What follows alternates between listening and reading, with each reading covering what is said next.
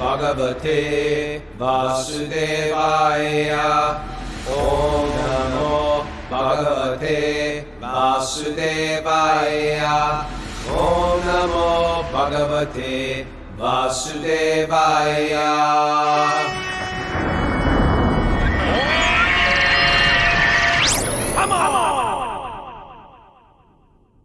Live from Pokhara, Nepal, this is Wisdom of the Sages, a daily spiritual podcast with your host, Raghunath, and special co-host, the bright light of Vermont, Kishori Gopi. Welcome to the show. Good morning, Kishori. How are you? This is episode 1466. Forgot to say that. How are you, Kishori? Where are you? Good morning. I'm great. I'm here in Vermont. So thrilled to be here with you. What a Sorry treat. to put you on a last. We got Kishori on call because I'm on speed dial. You're on speed dial because Stuba wasn't feeling well. So we just said, back off, take care of yourself, and we're happy you're here. How's Vermont right now? Is Stuba okay? Yeah, I think he is. He said he just ate something wrong. I think he's okay. Had a little and... fever yesterday, a little rundown. Mm-hmm. You know the deal. How's Vermont? Vermont's amazing. We've had it snowed, like sleeted, slapped, but I call it snow just because yesterday, but we've had such a sweet Kartik. It's been a really nice month, and we've had flower garland workshops and a 12-hour kirtan, and it's been, our communities really come together. Nice. And, missing you guys, missing Shamya Pras, my partner. You got to see him more than I have in the last several months, I feel like. Yeah. And yeah. How about you? How's Nepal? We are coming out of it's sort of like when you come home. Did you ever go to, when I was little, I'd get sent to Boy Scout camp. And I did not go to Boy Scout. You didn't go to Boy Scout camp? I did not go to Boy Scout camp. If you ever went to some type of summer camp where you just sleepaway camp, and then you're like coming back and you're just sort of like, oh God, a hot shower. We've been up in the mountains for 6 days, and we are just like, we are all like, we usually sing on the bus like crazy. We just couldn't even sing. We just all conked out on the bus. And little more subdued. Well, up in the mountains, if it's hot, it's hot. So like some of the days we were climbing, it was just so hot climbing up these, there's like steps up into the mountain. The whole thing is incredibly hardscape, like beautifully hardscaped.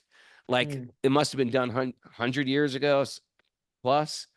Mary, you want to share a little bit? Does that mean like the stone walls? Stonework. It's masonry talk. Lingo. You may not know about it. Let me share. I'm a part-time stone worker. But it's like these stone steps with like these huge, massive stones. And it's all throughout all of the mountains that we went to, or all have the trails like this. And it's like, you're trying to imagine how they could have built those. And then, every now and again, there's a landslide that's destroyed it all. You're sort of like treacherously going through like a sandy or dirt path. But charming, right, Mary? Oh my gosh, so charming. Today we trekked out like through all of these little, like it was this beautiful countryside, it's kind of all of these like tiered farmlands, and it was just like so peaceful and idyllic to see. It looked like Indonesia or Bali with all the tiered rice paddies. I was going to ask, it sounds like Bali meets the Alps or something like that. It meets Buddhism and Hinduism. And I was gonna quickly bring on our friend Arjuna, who he's our guide. Arjuna even listens to the podcast, but Arjuna. Great name, Arjuna. It's the best name, right? The best name. Haribol. Namaskaram. So you want to share how we met? Yeah, sure. So Haribol. So I met Raghunath Guru after COVID, right after COVID, and after the first waves of the COVID, and I've been very fortunate to guiding the trip with him, because he's not like, mostly I do the trip in the high altitude and the mountains, so just walking and adventure types of the things.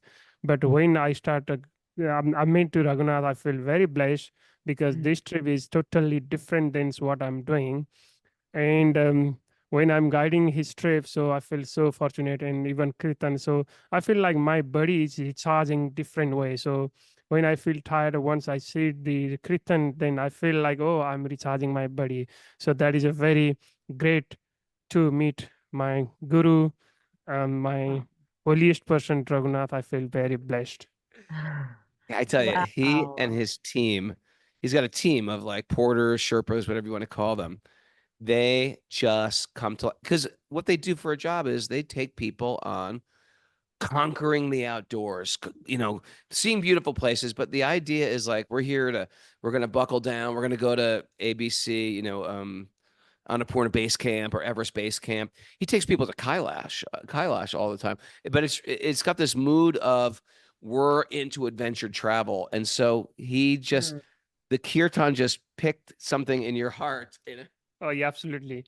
Absolutely. When I'm sitting, we sitting at even the Sherpas, they really enjoy, like we grew up in the Hindu family, like a spiritual family, but even though we're doing lots of spiritual things, but not this kind of the thing. So these kind of the things, what we are doing now for the trip, and this is one of the best things we are doing whole entire my life. Thank you, Raghunath Wow. Prabhuji. Wow. So it's Right. taking that like physical exercise, achievement, travel and spiritualizing it. And look at the impact it's had on your heart, Arjuna. How incredible. I know his whole team. It's all there, but I guess people that come and hire them, they're not looking for that or they're not putting that out there. So it Right. was great to have him, and he was so receptive. I remember the first time we came, he was just shocked because we were like in one of the rooms just doing kirtan, and he was just like, "What?" And then we were giving out japa malas to everybody. He goes, "Can I have a set?" And so he just chanted japa with us the entire time. And remember that? That was great. Wow. So he's Arjuna just a great Raghunath host. has that effect on people. He can just It's awaken already in him. bhakti in our hearts. It was he was decked out in all the North Face gear and stuff like that. I just poked him a little bit, and next thing his brother's dancing around the room, and he's singing, constantly singing. It was incredible. All their names are like Sitaram, Hari, Arjuna. Who else we got? Kedar, Sudarshan. Kedar and Sudarshan. And he's Wow. been to Kailash. Kailash is the place of Lord Shiva. That's high in the Himalayas. Mhm. It's considered the center of the universe. And there's a parikram where you walk all the way around Kailash. How many days does it take? It is about will be 2 weeks trip. 2-week trip. It's a border of China as well. So you need a China visa to get in, right? Yeah, we need China visa and permit travel. But it's one of those places that, good Hindus try to make their way to Kailash. No one climbs Kailash, right? No, it is very sacred, holy mountain, so nobody allowed to climb. You said one person did or no? No, it's long time back. One group they trying to um, scale the Kailash, but when they start climbing, after a few hours later, they feel like, oh, we've been climbing mountain 2 weeks now, faster grow their hair and nail, and they decided not to do that. Things weather becoming changing, and once they decided not to do it, and they return, and once they return the home, and in period of 1 year's timing, all the climbers died. What? No way. Get out. Yeah, you can't just climb. These are not ordinary places. Anyway, thank you, Arjuna. I appreciate you. Love you. I'm so happy you're with us. Arjuna, nice to meet you, Prabhu. Yeah, Haribol. Shout out to Krista Wow. from Vancouver, who's here live. It's her birthday today. Haribol. Happy birthday. Ah, Raghu, can I ask you, what has been like a top 2 highlight from Nepal? And Mariji, I'd love to hear from you. top 2 highlights. You each get one, maybe. Yeah, yesterday's trek was breathtaking.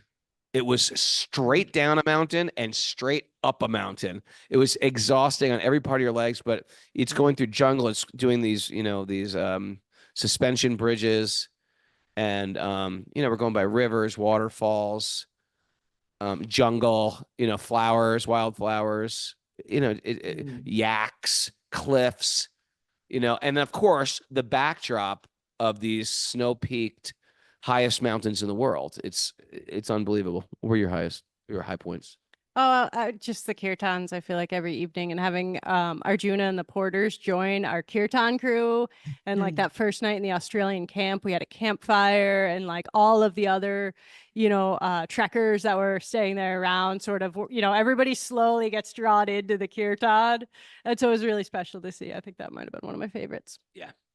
Once I think everyone realized that all the porters You know, it's interesting because there was a time historically where people would come together with their family, with their loved ones, and they'd sit there and, Junior would pick up the violin and play, and someone would tap dance. And that was your evening with your family. And Mm. it's sort of Tap still like dance. that. It's still like that sort of in India. You have these, you come together and you read the Ramayana, you read the Mahabharata, maybe it's a drama or something like that. And so it was beautiful to see, like, none of these porters, they're not checking their phones. Well, you are right now. Arjuna is right now, but they're not He's checking. leading the Okay. tour. He's leading But the is tour. that- That's actually No. my fault. I just sent him the Zoom link so he Okay. could join the podcast. Okay. They're not like watching Netflix in the evening and isolating themselves. It's just like, it's beautiful. You just scratch the surface. Okay. That's what I wanted to say about Nepal. I got a quick announcement, and if you got following me on Instagram, you know that shelter. I'm doing, because my book is coming out, I'm doing a whole tour in Europe, Essen, Germany, Berlin, Germany, Schweinfurt, Germany, Leipzig, Germany, Vienna, München, which is Munich, Cologne, Germany, Amsterdam, Belgium, and London in the UK. So if any of those, if you want to know the dates, that? I'm doing that in April. It's sort of like for my book and sort of play some shows. And I'm looking forward to that. And then I'm doing a big yoga festival in Gothenburg, Sweden, the weekend before Yoga Games. And I think right before that, this beginning of April, I'll be doing a program in Berlin with Satchidananda Swami. So I'm really looking forward to coming to Europe in the springtime. Narayani's coming, she says. Narayani's Okay, coming. good. All right, so I will just keep talking because there's no governor here to hold me back, Kostuba. So I have You to want to read jump the right. Bhagavatam? Yeah, so we're going to jump right into the Bhagavatam. Ready? Boom. Narayanam namaskritya naram chaiva narottamam devim saraswatim vyasam tato jayam mudirayat. Before we start in the Srimad Bhagavatam, which is our very means of conquest, one should offer respectful obeisances to the Supreme Lord, Narayan, unto Narayan Rishi, the supremmost human being, unto Mother Saraswati, the goddess of learning, and to Srila Vyasadeva, the author. Nasta prayeshva badreshu nityam bhagavat sevaya bhagavati uttama bhaktir bhavati naistiki. By regular attendance in classes in the Bhagavatam and by rendering service to the pure devotees, all that is troublesome to the heart will become eradicated, and loving service to the Supreme Lord, who is praised with transcendental songs, will be established as an irrevocable fact. Om Agyana Timarandasya Gyananjana Salakaya Chakshurunmadatam Yena Tasmaye Shri Gurave Namaha. I was born in the darkness of ignorance, and my teachers are opening my eyes with the torchlight of knowledge. I offer my obeisances at their lotus feet. Reading from the Srimad Bhagavatam, Canto 8, Chapter 11, Text 1. We're beginning a new chapter called King Indra Annihilates the Demons. Demons. Okay. Spoiler alert. Okay, so I'm going to have you, Kishori, read these. Got it. Okay. We're in text 1. Text 1. Sukadeva Goswami said, thereafter, by the supreme grace of the Supreme Personality of Godhead, Sri Hari, all the demigods headed by Indra and Vayu were brought back to life. Being enlivened, the demigods began severely beating the very same demons who had defeated them before. Keep going. On. Yeah. When the most we're gonna burn through this, and I'll stop you a few times. You'll just stop me. Okay.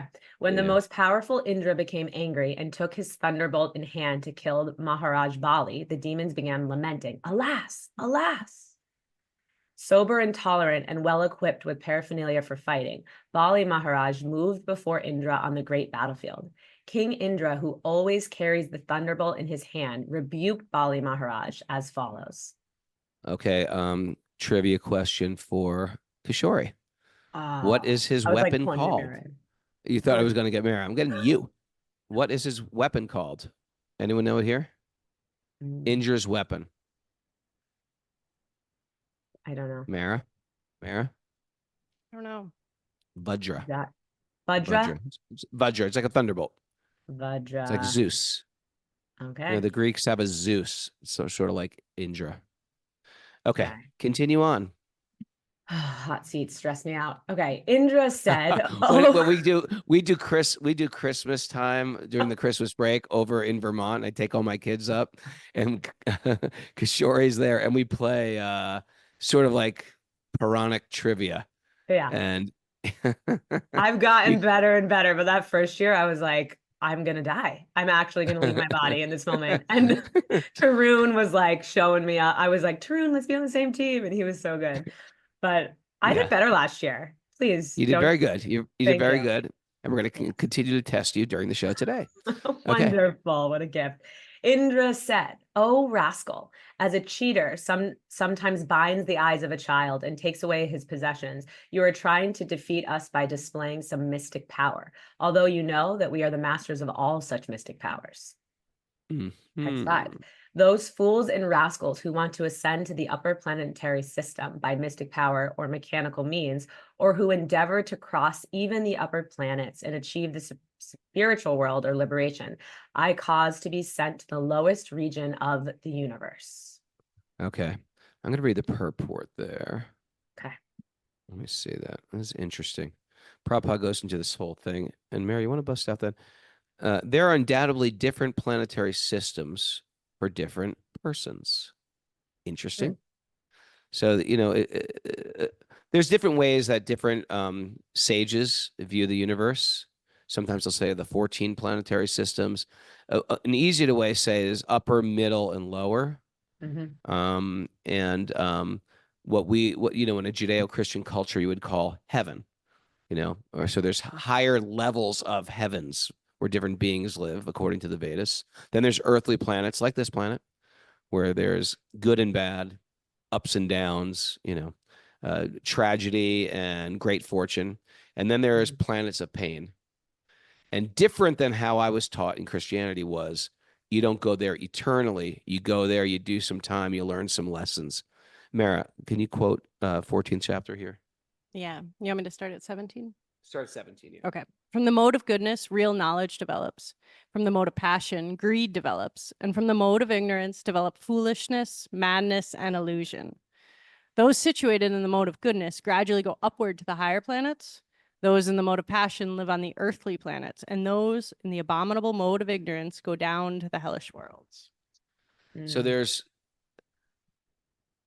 payoffs for behavior. And in the same way you know, I grew up Catholic, so I got that. Be good and get good rewards. Do good, be good, get good. Yeah. And then there is do bad, you're going to hell eternally. And the idea is depending on your behavior in this lifetime, you get some reward for that. You get that in this lifetime, and then you get it in the next lifetime. The Vedic teachings just tease it out a little bit more. And they'll say they go up to the higher planets, the heavens, or the earthly planets, as if there's more than one Earth. Yeah, there's different planets within what's called like this mandala of many, many, many different planets like Earth, where there's pleasure and pain, and it's sort of evenly dispersed. But then there's extremes, and those are the higher planets, which take work to get through. The whole yoga system in the Vedas, sans bhakti, minus bhakti, is all about attaining higher planets by worshiping devas, doing certain rituals, chanting certain mantras. It's not what we're into, though. But but yoga, in one sense, we're in the same guise. Like if you were to go to India and wander into peculiar ashrams, the people are wearing dhotis, the ladies are wearing saris, they have, you know, markings on their forehead, they're chanting mantras. Sometimes they're even doing kirtan. But you have to find out what the goal is. You know what I mean? For example, if I'm driving to LA, I'm also going to go through Scranton. You know what I mean? But that's not my final destination. It's just a stop off on the way. So in Bhakti, Krishna comes out of the gates in the Bhagavad Gita and just say, hey, by the way, all the stuff in the Vedas, it's limited and temporary. There's no point here. And Prabhupada's going to go into a little further here. He says I have a question for Bill. Yeah, sure. What are the distinctions of the different like hellish planets? Like if you murder someone, you go to a lower one, or if you just have like, you know, like what, do you know how that works? Or just, you know, karma is very intricate to figure out. It's very hard to figure out because we've done so many things. But for my understanding, actually, you know, I think the Garuda Purana has a lot of information on this. They give some information. All the Puranas give you some information into this, and they go into great detail. And some stuff is just, it's like you can only say so much about these things because our intelligence is also sort of limited. Right. And we won't actually know I mean, until we leave our bodies and get. yeah. And then there's all these, and we don't even know who we are. We are just me. We are, in one sense, I just know myself as Ray Capo Raghunath. I don't know what I've done the last 3 lives. I could have been like Jack the Ripper, Al Capone, and Mussolini. Who knows? And then all of a sudden I meet but maybe. Yeah. somebody but who knows? I just don't know. I Yeah. just don't know. I could have been a housewife. I could have been an astronaut. I could, whatever it is. An I don't know elderly what I gopi. did. I could have built a healthy. That's one of my future. That's my future I'm looking for. But the point is, we don't know what we did before that veil was pulled. I just woke up in this body thinking I'm this New York Italian male. Right. Yeah. Okay.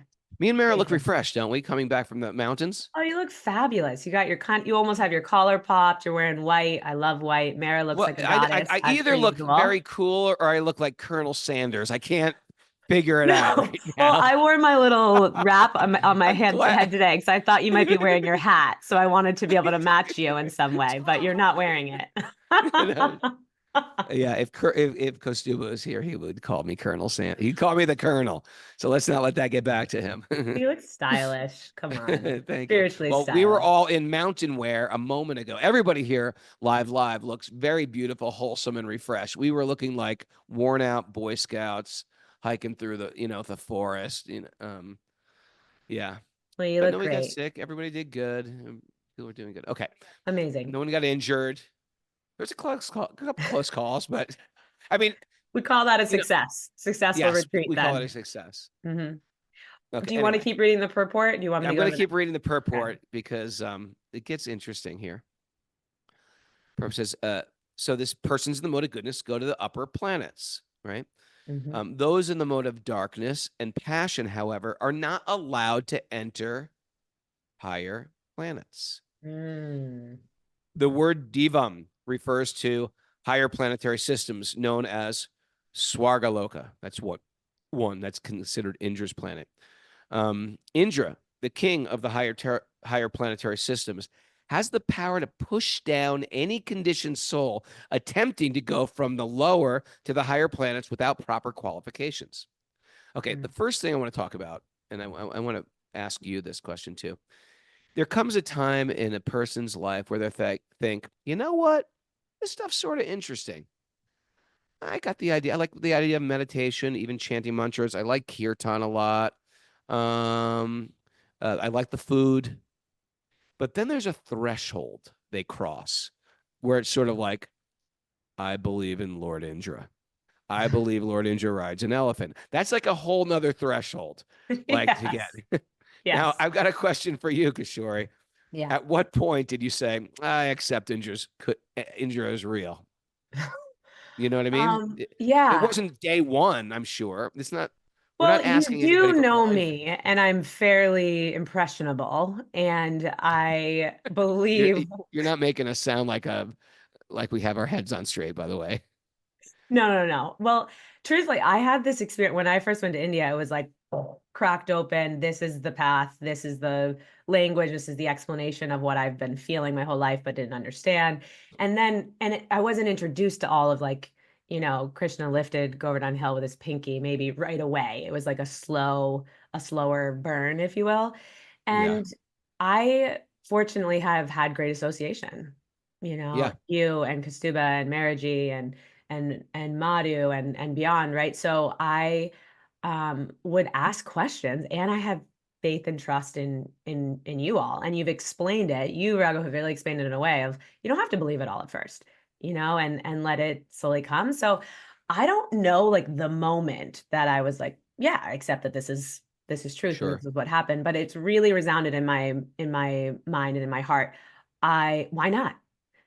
Yeah, why not? And I think that's a good thing to go from. If we think we can figure out everything with our limited senses, can't. We're fooling ourselves. So there comes a point where the things that I can that do make sense. Okay, I understand rising early is good. Rising before, it's a great time to meditate before the sun comes up. You know, I've got to regulate my diet. I've got meditation's good. Kirtan is good. There are things that resonate with me.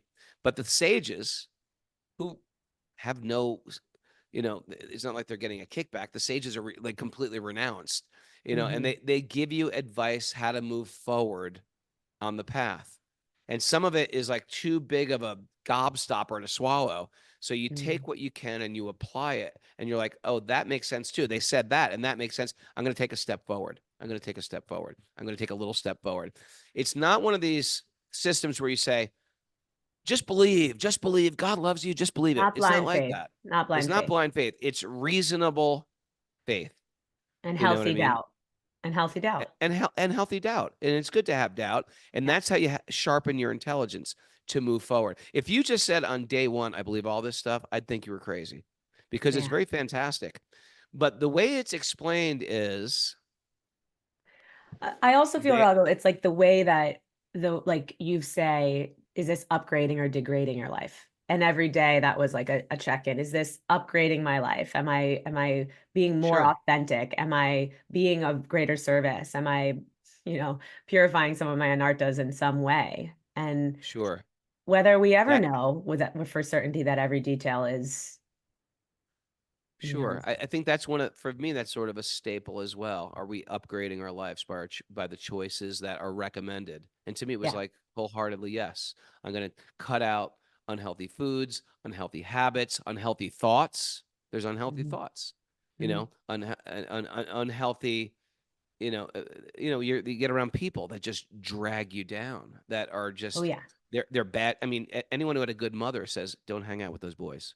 You know, my mom would be, I don't want you hanging out with those boys anymore. You get into trouble when you hang out with them. So when you start refining of what you let into your life and what you keep out of your life, you feel like, okay, I get it. This whole thing is goading me towards upgrading instead of degrading. I did hang out with people who degraded. I ate food that degraded me. I had thoughts that were degrading. I read literature that was degrading. Now what can I do that is upgrading? And that's a big thing.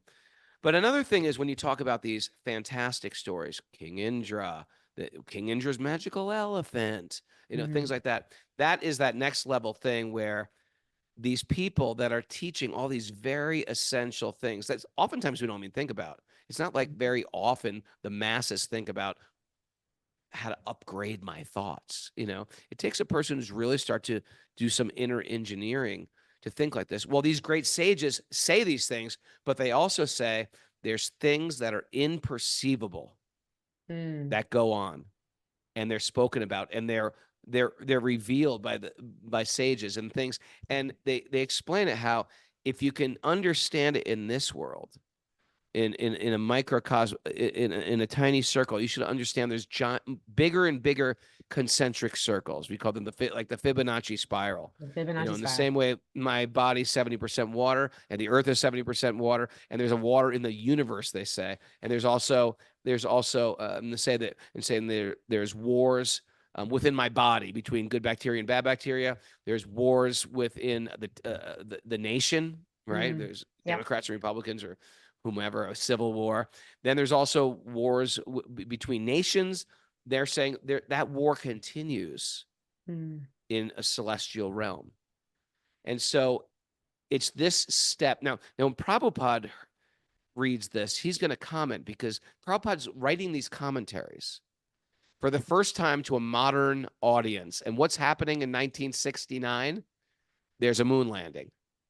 You know? And so the verse goes 100% against the authenticity of the moon landing. Indra's saying, you can't just force your way up there. I will push you right back down. So here's what Prabhupada says. Indra, king, you know, as Kaustubha goes away, I'm going right into the moon landing. I know. He'll be like, settle down. It wasn't me. It came up. It's my lucky day. I think he would have blew. Okay. So those, all right. The word diva. Okay. Indra, the king of heaven and the higher planetary systems, has the power to push down any conditioned soul attempting to go from the lower to the higher planets without proper qualifications, right? You can't just you can't build a stairway to heaven, so to speak. The Mm. modern attempt, here goes Prabhupada. The modern attempt to go to the moon is also an attempt by inferior men to go to Swargaloka by artificial mechanical means. This attempt cannot be successful. From this statement of Indra, it appears that anyone attempting to go to the higher planetary systems by mechanical means, which are here called Maya, is condemned to go to the hellish planets in the lower portion of the universe. To go to the higher planetary systems, one needs sufficient good qualities. A sinful person, situated in the mode of ignorance and addicted to drinking, meat eating, and illicit sex, will never enter higher planets by mechanical means. So Prabhupada went right into this, and he said two statements about going to the moon. The first statement was, the whole thing is a hoax. They can't go to the moon. And that shook some devotees' faith, because when you get a narrative in the public of the nation, and it gets drilled into your head forever, when someone comes along and says that, it's like conspiracy theory is, but sometimes we find those conspiracy theories, there's some truth in the conspiracy theory. There's an element of truth. I mean, think about all the things that, we thought were completely normal. I just saw a photo someone sent me of the nurse bringing cigarettes in the hospital for the patient to choose, or Coca-Cola becomes considered a health food tonic, or the world was flat. The globe was flat. The world was flat, and everyone accepted it as flat until we learned another truth. Yeah, until we learned another truth, and all of a sudden, it's what's called a paradigm shift. So Prabhupada gave this paradigm shift, but some people still couldn't accept it. And Prabhupada said something which I really like, because whether we did go to the moon, by the way, I pulled up on Chat GPT why people say that the moon landing was false. Here's what critics, because it's a big thing now. People talk about it all the time. Prabhupada mentioned it. I tell you, I went to the Air and Space Museum. I saw the ship that they took to the moon. I was like, there's no way that thing went to the moon. But here's what they say here. Shadows and lighting. Conspiracy theorists argue that shadows in the lunar photographs appear to be inconsistent with single light source. They claim that suggests artificial studio lighting. No stars are visible. Photos from the moon do not show stars in the background, which leads some to believe the images were staged. The flag is waving. There's no wind. The U.S. flag appears to ripple in some footage, which critics argue is impossible. Also, this is a big one, though. The Van Allen radiation belt. Detractors argue that the intense radiation from these belts have been lethal to astronauts, or would have at least severely damaged the spacecraft electronics, making it impossible for the humans to survive the journey to and from the moon. Anyway. Wow.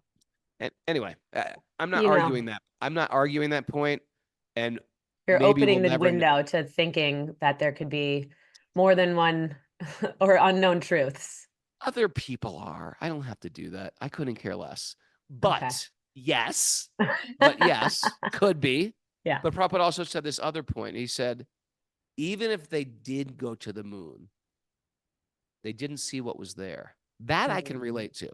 Right. Because even if you can mechanically build your way to another gross planet, does that mean they're seeing what's actually on the moon? For example, suppose there is an ant on the floor, and the ant, is looking around the floor. All the other ants are like, hey, what's going on down here? Nothing. Well, what's going up on that desk where I'm sitting? And they build a little ant rocket that flies all the way up to my computer and lands. What's he going to see? Is he going to see Raghu and Mara talking on Zoom? No, the ant is just going to feel around. First of all, an ant can't see. They can feel around. They can sniff around. They don't have eyes? Do ants have eyes? Mara's on it. Don't worry. Wow. She went to private school. She should know these things. Most ants have a visual range of 1 to 2 feet. Oh. Okay. The ants that live underground are totally blind. Okay. So let's say they could see. Do you think they're going to see, the beard and the white shirt? No, I'm probably some blurry figure of danger to them. Yeah, you you're know? like from Like a another big planet. mass. No, but they would, even if they could see, they may not. All right, let's use a different example. Let's use the underground ants that can't see. Hold on, I got some more information. They're not able to see with the same level of detail as humans, and they're highly sensitive to light. Okay, so even if they Okay. came up here, they don't understand. Oh, Raghu's in Nepal. There's a Nepal retreat going on. They just cut out of the Himalayas. Now they're doing a Zoom call. They don't get that. Even though it's true, even though it's right in front of their face, they're going to get back into their little ant ship, go back to their ant friends on the floor and say, it's just a little weird up there. It's nothing really different. Just like, oh, there's just nothing dust and a moon rock and stuff like that. It's not, they're not going to have they don't have the facility to understand what's actually going on this podcast, even though they're even on my lapel or on my shoulder. They can't tell. Does that make sense? Yeah. To me, that makes such good sense. Like, oh, does make that sense. makes sense.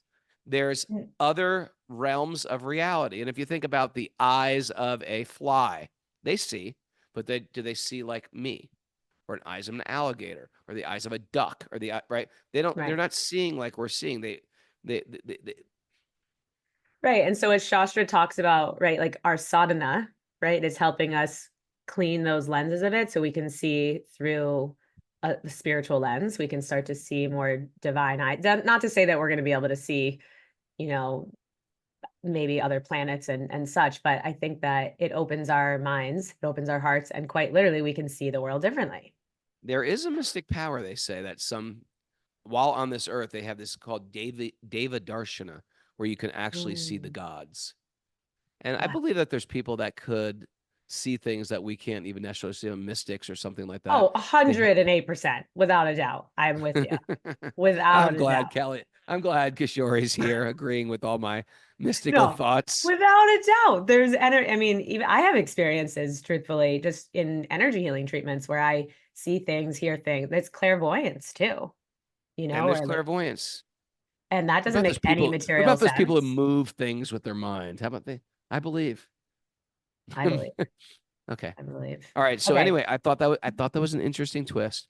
And the point is, it's just like these guys who want to conquer Everest. The idea is I want to conquer the planets. I want to conquer. We're just like little bugs trying to conquer the universe, and it's pathetic. We got to zoom out.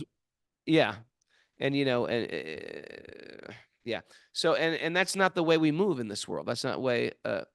Like even for us to go to Annapurna base camp, we were thinking maybe we should go there. It's like, why?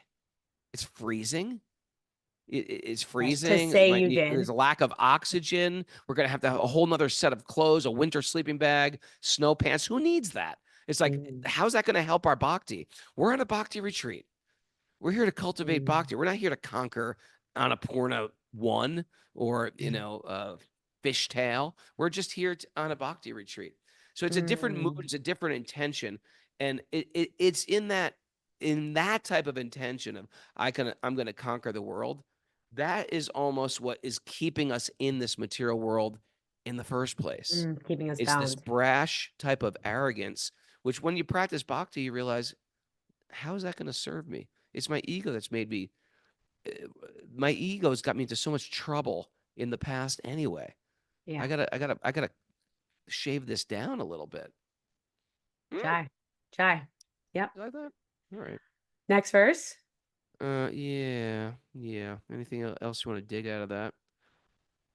Okay. What do you think? Do you think we went to the moon? Just on a side note. You're talking to me? You're talking to me? Yeah, you. I mean, I don't know. I always thought we did, but hearing things like this, I'm like, I don't know. I guess I wouldn't say with full confidence, but I'm not jumping on board right now saying that we did it. Message board says, Laura, it's blowing up. Laura Rubino says, if we went to the moon, why hasn't anyone gone back since? Not only that, they lost all the film. The original film is lost. Yeah. There's a movie called Flying to the Moon. Okay. Okay. Anyway, if you're interested in that, you're just a few clicks away from finding more info. All right. Continue reading, my friend. Okay. Yeah. Verse 8. Today with my thunderbolt, which is called what? Wait, hold it. Hold the phone. Okay. We were on verse We were on 5. 6. Now we're on Okay. 6. Okay, sorry. Tell me again what the name of Indra's thunderbolt is, Prabhu. Vajra. Vajra. Today, with my thunderbolt, which has hundreds of sharp edges, I, the same powerful person, shall never or shall sever your head from your body. Although you can produce so much jugglery through illusion, you are endowed with a poor fund of knowledge. Now, try to exist on this battlefield with your relatives and friends. This Juggling. was in the previous chapter. They were using all these mystical, what was it? Just mystical illusions to freak out the demigods. On the battlefield, that chapter. Yeah, Okay. it was quite a fiasco. Okay. Okay. Continue on. Verse 7, Bali Maharaj replied, all those present on this battlefield are certainly under the influence of eternal time, and according to their prescribed activities, they are destined to receive fame, victory, defeat, and death, one after another. Interesting. He just jumps right in and talks about time and karma, right? Mhm. Saying these guys aren't scared. They're going to win. They're going to lose. They're going to die. It's all sort of prescribed. Right. Okay. Okay. Text 8. 8. Seeing the movements of time, those who are cognizant of the real truth neither rejoice nor lament for different circumstances. Therefore, because you are jubilant due to your victory, you should be considered not very learned. Ooh. This is Bali speaking, right? Right, that reminds me of which verse is it in the Bhagavad Gita? Is it chapter 13 where it's like you won't be if you're happy or sad, if it's cold, if it's hot, right? You won't be distressed. Which verse is that? Are you thinking of Matras? Are you thinking of the non-permanent appearance of happiness and distress and their disappearance in due course, or like the appearance and the disappearance of the winter and summer seasons? Perhaps. Is that what you're thinking? Maybe. Perhaps. Did you understand saying 2:14? Yeah, that's really, really difficult to do. Yeah. Oh, Okay. the purport there is Bali Maharaj knew that Indra, king of heaven, was extremely powerful, certainly more powerful than he himself. Nonetheless, Bali Maharaj challenged Indra by saying that Indra was not very learned. Oh, yeah. Yeah, And- 2:14. Yeah, he quotes this verse from chapter 2 here. Yeah. Krishna rebuked Arjuna the same way by saying, while speaking learned words, you're mourning for that which is not worthy of grief. Those who are wise lament neither for the living nor the dead. So this is one of those verses, by the way, that when I first heard it, I was like, what? You don't lament for the living nor the dead? What are you guys, a bunch of like robot zombies? But he's speaking in an absolute sense. Like if you're actually learned, you understand that there's a change of bodies. People don't die. It's a hard thing to grasp, to hold of. But I will say that when my father died, it really helped me when I was, 22 years old. Yeah. It helped me frame out death. Like a lot of the people in my family, even ones who were religious, they were devastated. And for me, even though my heart was devastated, I thought, you know what? He's not dead. It's just another change of bodies, just like he's been changing bodies from childhood to youth, to middle age, to old age. And now he's now he's not dying. He's leaving his body. I love how devotees say that. He's leaving his body. Me too. Yeah, it's a nice way to put it. Yeah. So Krishna and the Bhagavatam speaks. Sometimes it goes back into these temporary positions, like this is my wife, this is my husband, these are my kids, these are my duties of this world. Then it will take the higher, zoomed out perspective of no one can die, and and Bali Maharaj is taking that role and sort of chastising Indra, and he's saying no one can die. Everybody's got some prescribed good fortune, prescribed infamy, some prescribed, it's really interesting. If you look at life like that, like sometimes you'll go through a period of infamy where like the whole world hates you.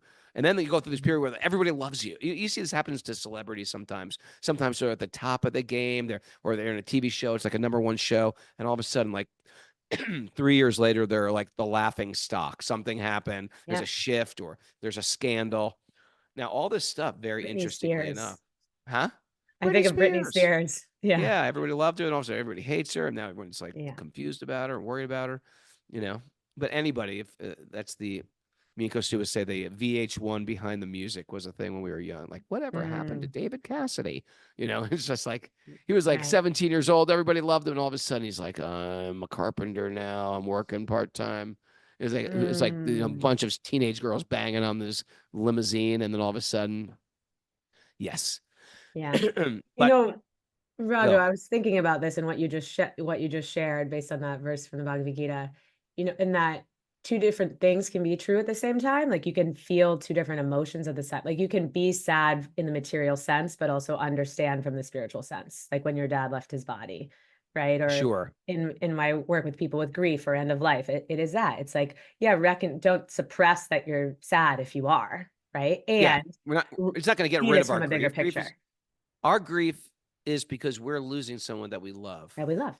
Yeah, and that's a really healthy, normal thing to do. If you were to say I feel nothing, I'd think you were a little weird. Maybe You there's know? an unhealthy detachment, right? Yeah. Yeah, I don't think it's normal to live on that plane of existence, but to really deeply understand that the soul is eternal, it does do something it does minimize the grief because there's probably an unhealthy type of grief too, where it's just I can't get over this. I can't it's a yeah, paralyzing type of grief where you yeah. just can't get over it. And I've seen that happen, especially to a parent who loses a child. It's like Oh they yeah, say they can never get over that. And maybe they never get over the grief, but if they can somehow work it into their own upgrading, that everything is here to help us upgrade. Even, for example, my father died yeah. and that was sad and I was hurt, but it actually helped me choose to upgrade my life. Where sometimes people, lose a loved one and you hit the bottle and you start drinking and I can't cope with this and I'm depressed. So, Absolutely, absolutely. Yeah, and you can always be sad about something and also accept it and have it see the lesson, right, and the Mm. gift in that life.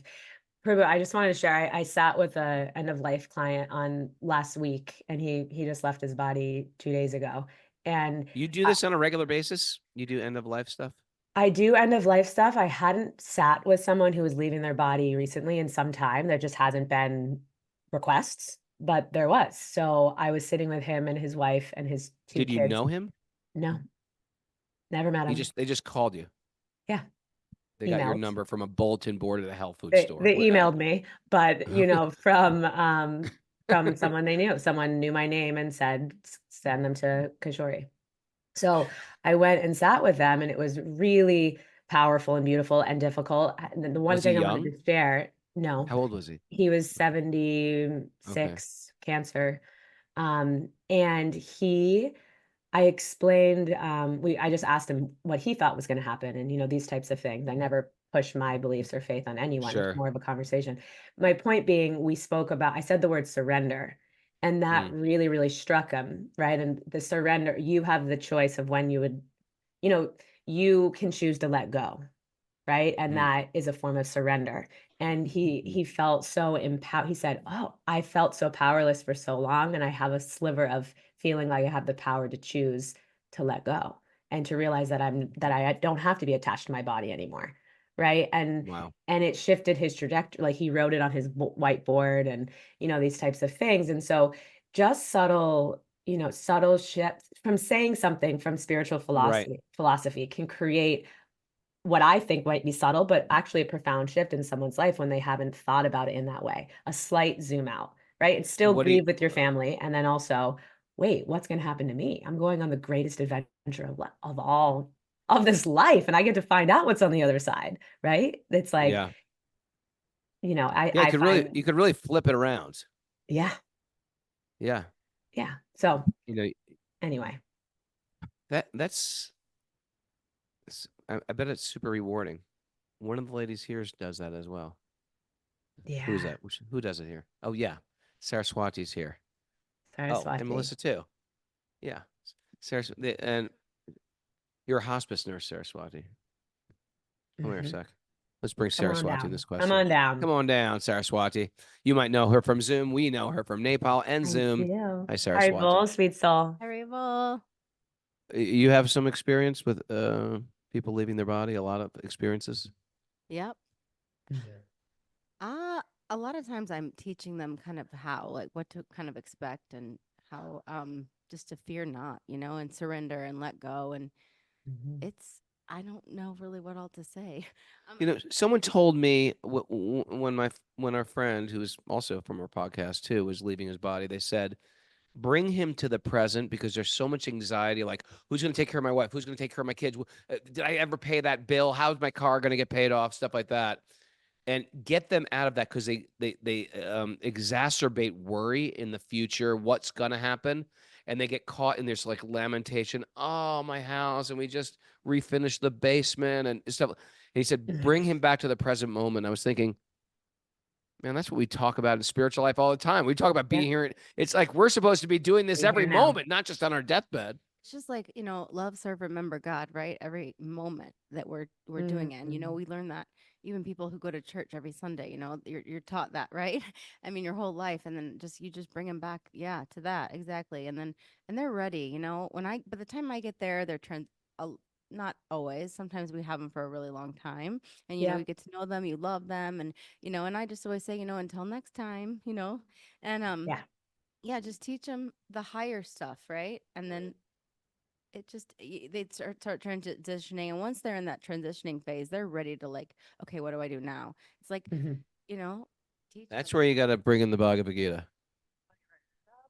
Yep. I read some verses from the Bhagavad Gita. Did you read some verses from I the read Bhagavad Gita? 2 Now, verses of the Bhagavad Gita. there's a question. What does the family think at that point? Are they like, what are you saying to my father? They were all the family, what my experience, families are grateful to have someone in the room who will name, like actually say, like, yes, you're dying.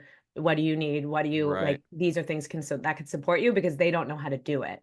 Right. And so I just said, this is from a spiritual text from the Bhagavad Gita. And it talks about how our soul as carries on and takes new forms and transmigrates. Would you like to hear it? Oh yeah, that would be really helpful. Like, I asked permission. Wow. Right. Wow. And what I find from it is it's incredibly sobering for me too, of like these petty things that I may be caught up in my life, they don't actually matter. Right. Like, look at this, right? I'm sure you experience that, Saraswati, on a regular basis. It's like, okay, what matters? As you say, Raghu, keep the main thing, right? And Yeah. to contemplate every day, to contemplate my own death every day, right? Because we don't know when we're going to leave. And Raghu, the other thing is that what an end of life doula also helps is to prepare people so that when they're on their deathbed, all that stuff's already figured out. What's happening with my car? So that doesn't even have to Right. be on the table, right? Yeah. So Well, we Ave don't have, Maria on the message board says, often people that are getting ready to leave their bodies have a final rally. Like, is there a yeah. spiritual reason for this? And they get inquisitive, perhaps. Yeah, they get inquisitive. I have another client whose mother just left their body on Saturday, and the center said that all of a sudden she was in her wheelchair, like doing spins and rolling all around, but she hadn't been pushing herself in a wheelchair for months, and she was engaging with people in the home. So, it's also, Saraswati, probably it's a sign that it's close to the end when someone has that revival. Maybe it's the energy they need to like, for their soul to leave. Who knows? But it's pretty incredible. It's an incredibly beautiful process that we don't have to fear if we have the Bhagavatam I to know support us. we have so many we've painted in such dark colors, and actually Mm. the way you two to talk about it is quite beautiful, and especially with our whole philosophy, it's quite beautiful. There's just like this there's it's just riddled with fear, like I'm losing Everything. Oh, did you freeze? Raghunath is frozen. But he's saying here, I'm riddled with fear because I'm losing everything, probably that I know and that I'm attached to. Yeah. Like, You whenever her froze. son Prabhu. You froze when you said, I'm losing everything that I'm oh attached to, likely, is what you were saying. oh yeah, people freak out and say I'm losing everything I'm attached to, everything that I think is part of me, everything that I built to create. And then Saraswati said something insightful. Oh, I was just saying about a patient once, like I of course love taking care of these people. She had tons of air hunger. She was hanging on for all her children, and Mm. teaching her how to let go. And I did say, they lost a son at a young age. And anyway, I said, Billy's gonna come, and And anyway, I went back and talked to her husband after the fact, and he said, "You were right. Billy came." And What do you mean he came? meaning like They see in him. her, and like before she left her body, you know, like she really saw him like in that other space, you know, and was with him before she lifted off and then left. Absolutely. And When I was sitting with that client, the man, his phone rang and he's like, "I'm sorry, I gotta get the phone." He looked at it, he said, "Oh, I'm sorry, that was my mother." And then he put it down and his wife was like, "Wait, your mom died like 20 years ago." But he thought his mom was calling. Right? There's like signs like Was it? that. No, she wasn't. But Okay. but like he felt like she was because he was being called home. Did the phone ring? The phone was ringing and we stopped Okay. and he But it looked at it wasn't and his said, mother. Okay. yeah. I got you. But Okay. anyway, like she's saying, there's signs. Anyway, we all can this go stuff on and that on we about this. all this stuff we talk about, all this stuff that's sort of like mystical, peculiar, weird. The Vedas explain it. It's They right give here. some like detailed information behind it that makes it sound a little bit more substantial. Okay. And it gives us a place to take shelter when it's happening. And So thank Kishori, you. thanks for joining us. I know you had stuff to do this morning and you dropped everything and I Well, appreciate it. I had my amazing sage group to be with, but they're all here now. All right. Well, thanks to Kelly's Sage Group for being here. Thanks to everybody who showed up and I didn't say hello to, like Phil D, Harmananda Prabhu, Haribol, Alita Kishori, Srivas, Scott the Californian, Kanu Ram is here, and Dinesh G, and Tanya Sansini. How are you? Tanya. Good to see you. And of course, Cody's mom is here. Happy to see you. Glad we met. I met your other daughter the other day on the phone with Cody. Mara, any announcements before we go? You want to do announcements now? No. There's a Bhakti Recovery Group meeting tonight at the Bhakti Garden in Philadelphia, 7 p.m., and also either in person or on Zoom. Okay, great. You know, me and Mara are listening to Yamuna Devi's biography, part 1 and part 2, and I tell you, Henry has such a cool role in part 2 because Yamuna Devi lived with him. Yamuna Devi lived with him for 2 years at Dinatarana, Yamuna Devi. And the story is just, you've got to read this book. It's so inspirational. And we just finished the point where she just won the highest award a cookbook can ever get. And it was so, I was like crying for her. And because of Henry, I got to live with her and when I was a young man. And I'm so grateful to Henry for that.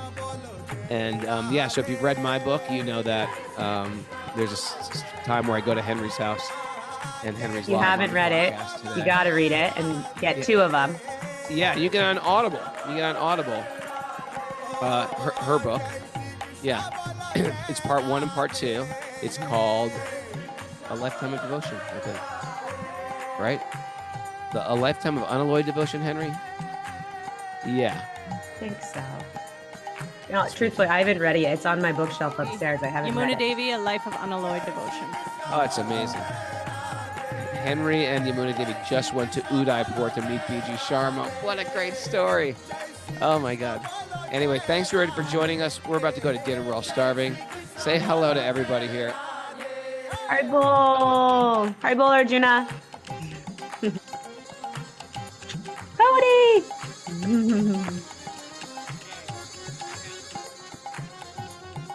Haribol.